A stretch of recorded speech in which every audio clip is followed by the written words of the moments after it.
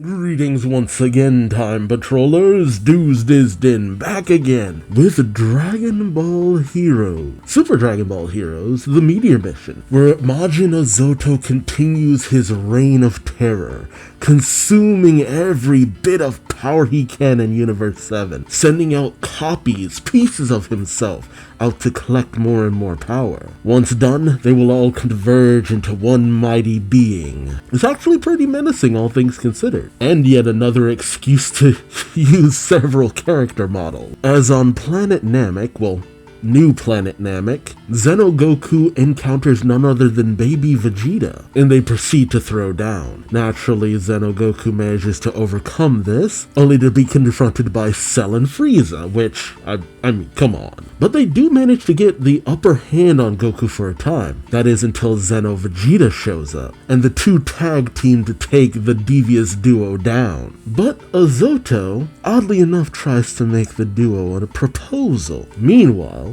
Trunks, Goku, and Vegeta arrive on New Namek, trying to get some time to rest while Kranoa holds the other Azoto on King Kai's planet. But it doesn't seem as though they'll get that rest, as Azoto's presence is here, as we know, as globules of Azoto approach them. It's not something we see very often, where a villain is overpowered by the heroes, but through sheer new numbers is starting to wear our heroes down. Will the forces of good succumb to the numerous incarnations of Azoto? Or is Azoto spreading himself too thin? Literally. Join me as I find out, won't you? Alright, a nice cover page of the lesser explored Time Patrol members of Zeno, Gohan, Goten, and Pan. Characters who, thankfully in more recent years in terms of the main storyline, are actually starting to get a little bit more highlight, mostly because of the superhero adaptation. Right, out on patrol, the signature pose is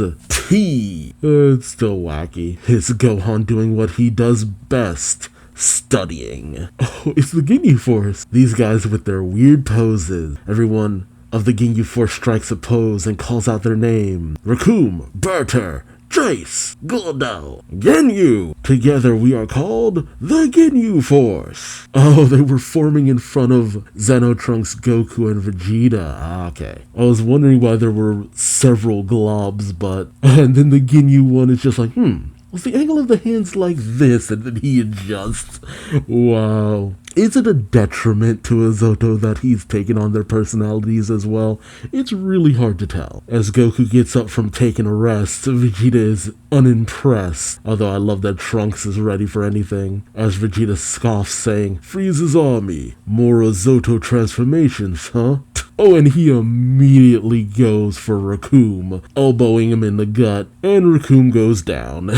He's pulling a Goku. He then charges up an attack saying, "Even if they're fakes, I'll beat the hell out of them." And he just blasts the Recoome duplicate away. Vegeta reliving his greatest hits. Although at least this time he actually gets to be the one to take them down before he takes them out. The Berter and Jace copies go rushing in behind Vegeta, but he manages to easily parry them. Meanwhile, the Guldo and Ginyu copies approach Trunks and Goku. Goku calls out, "Here they come, Trunks." And Goku goes in with Captain Ginyu, again greatest hits, while Trunks takes on Guldo. Okay then, both Goku and Trunks charge up simultaneous ki blasts. Man, I love this shot. And they blast right through the two copies. Oh, what the heck? Dude, that's so cool. Goku and Vegeta's beams approach where Vegeta's fighting. He notices them, quickly goes from fighting Jace and Berter, grabs the two beams,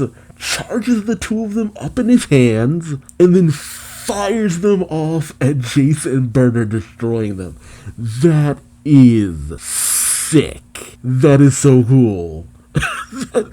Dude, extra points for style, man. We don't get to see stuff like that too often.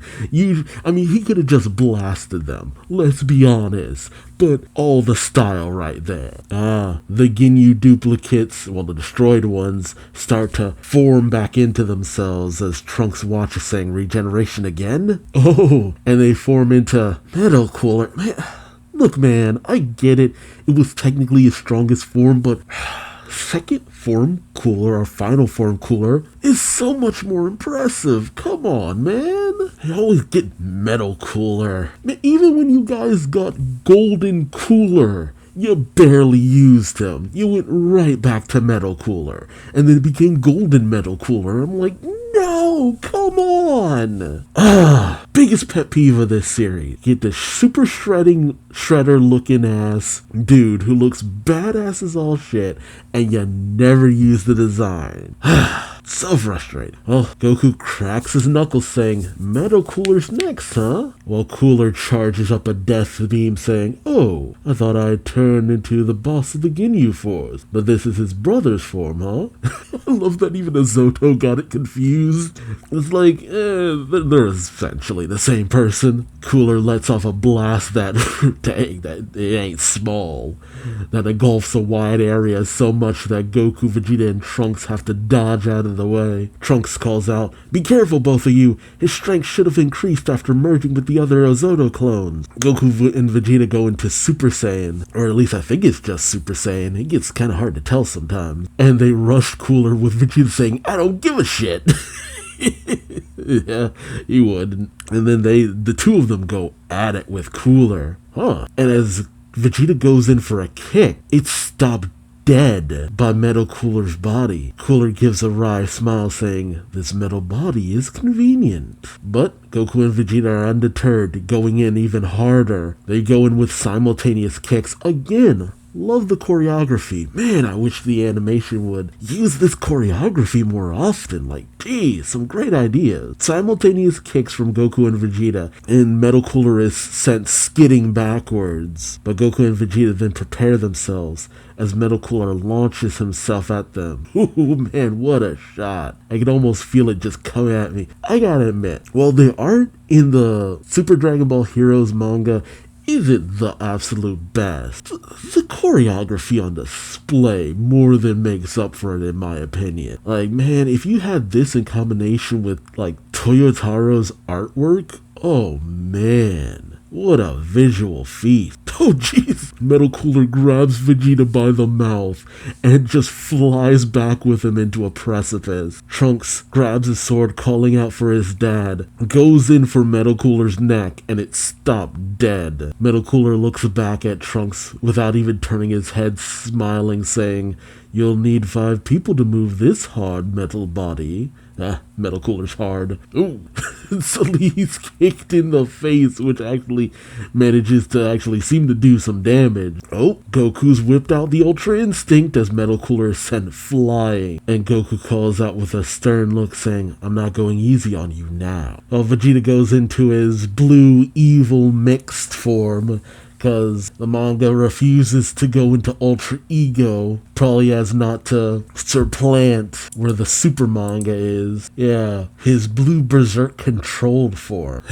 Cooler, holding his face, gets up, eyeing the two of them, and Vegeta simply says, God damn it. I guess he was actually mad that he actually had to go in, or that he kind of got punked a little bit by Cooler. Ooh, damn. But as Goku and Vegeta both rush Cooler, taking off his arms, wires shut out. It's similar to the Big Getty star. The wires wrap around Goku and Vegeta as Cooler smiles, saying, ho ho ho, this body seems to have excellent regenerative capabilities on its own. But suddenly Cooler's metal wires are pulled taut, and Goku and Vegeta have grabbed them, and Vegeta says, that transformation is troublesome, but the bastards we've met are easier than this to fight.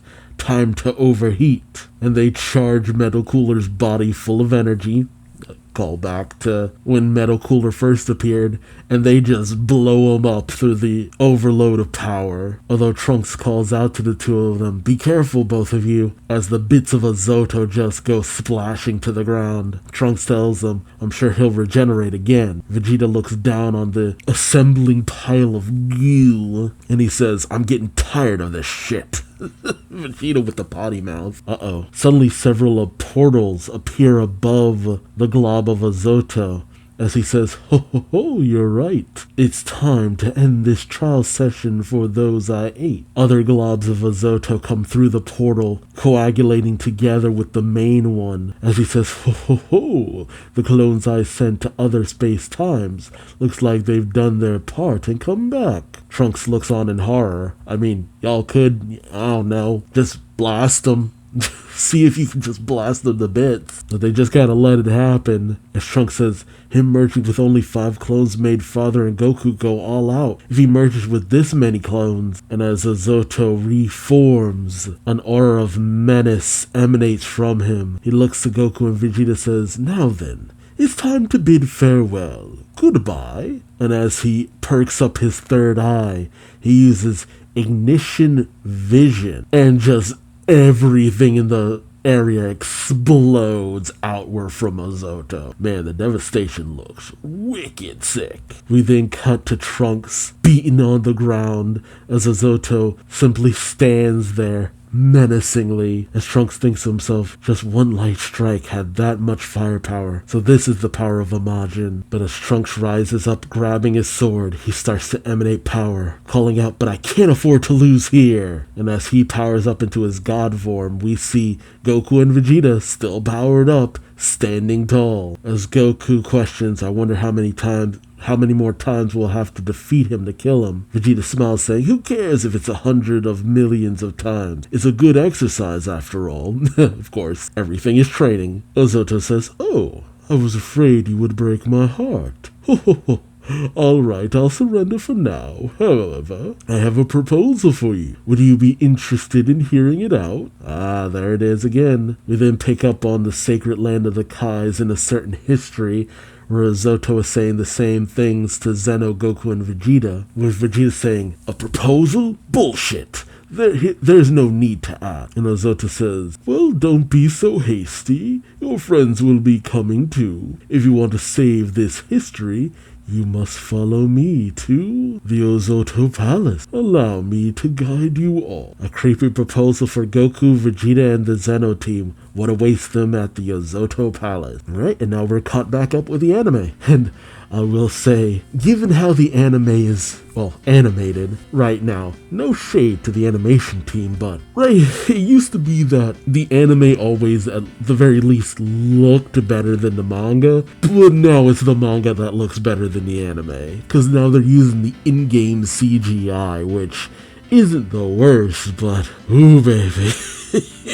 Ooh, baby. It's kind of a shame, because it was a thing where it's just like, oh, at the very least, the screenshots from the Dragon Ball Super anime looked good, and every once in a while you get some real high-octane action, but now it's just like, oh, I can't get past the PS2 level graphics, because the game cabinets where you play the Dragon Ball Super card game are not the height of visual. Like, the company ain't trying to put that much time and effort into this. But again, the choreography and just the posing of the characters just always looks so solid in the Super Dragon Ball Heroes manga. Although I do have to say, yeah, this is a dire situation, but at the same time it doesn't really feel like we're moving anything forward.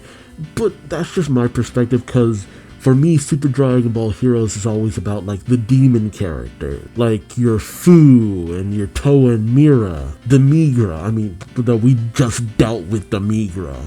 And you never know who might just show up towards the end of all of this. But let me know your thoughts in the comment section below. Like, comment, subscribe if you enjoyed the ride. Thank you so much for watching, and until next time, I've been Duuz-Diz-Din. Take care, and I hope to see you in the next one. Till then, bye-bye.